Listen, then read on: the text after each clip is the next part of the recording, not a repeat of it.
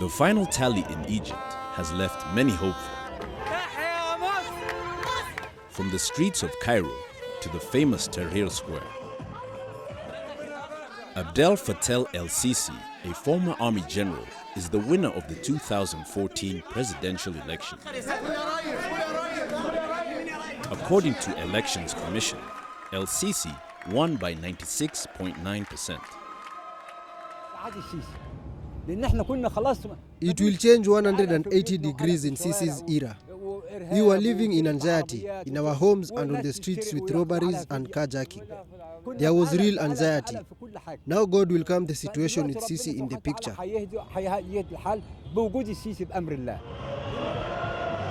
It was a two-horse race between General Sisi and Hamdin Sabahi, a former journalist and poet. The 59-year-old Sabahi contested the 2012 presidential elections and became third. The voting, scheduled to take 2 days initially, was extended to the third day due to the low voter turnout. 47% of the total 54 million registered voters went to the polls.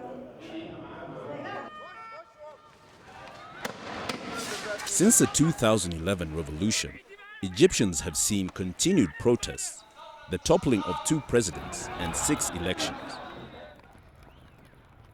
The prolonged political crisis has shaken the economy of the nation of 85 million people. To most of these youths who filled political rallies, joblessness is their greatest challenge. Currently, there is no work at all. One day I work, another I don't. There are limited opportunities, and even the day you work is not sufficient to cover your own daily costs.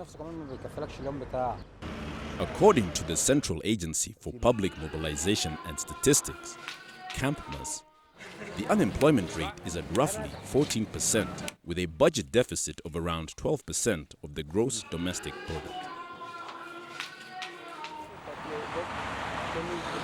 One of el-Sisi's first tasks will be to tackle the unemployment problem.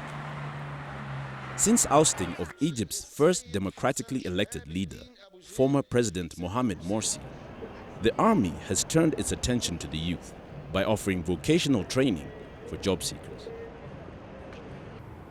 Mahmoud al-Shabini is in charge of the government's industrial training scheme.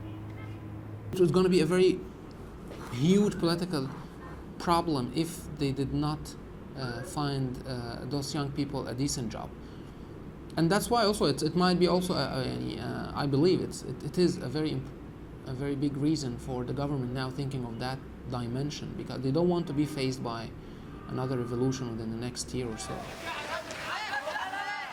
The 2011 uprising against Hosni Mubarak was largely fueled by anger at the grim prospects facing young Egyptians unable to find work, afford their own home, and get married. El-Sisi is trying to instill confidence in the population that he is a man who can fix the economic situation.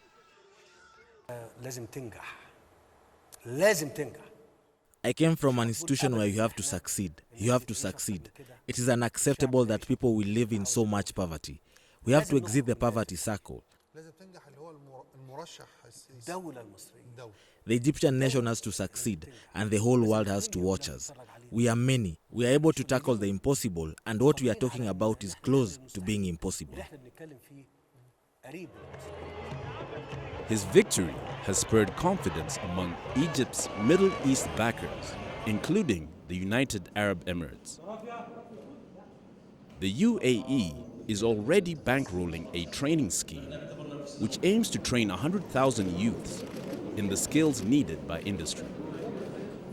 But the good thing is that we will now have more numbers of trainees because we have more fund, and also we can increase the cost of the, we can pay more to get more quality of the training courses for our young people. While the economy is receiving immediate attention, security will also be on el-Sisi's mind. Under his watch, security forces had been accused of killing hundreds of Muslim Brotherhood members and arresting thousands. The Brotherhood was one of the several groups who boycotted the polls.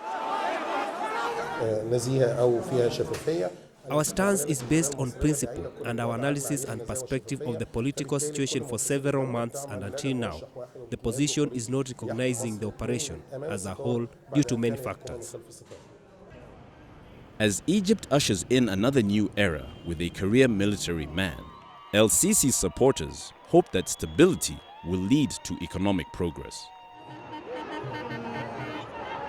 But in this era of political uncertainty, it is impossible to say how long young people will wait for results before returning to the streets to protest again.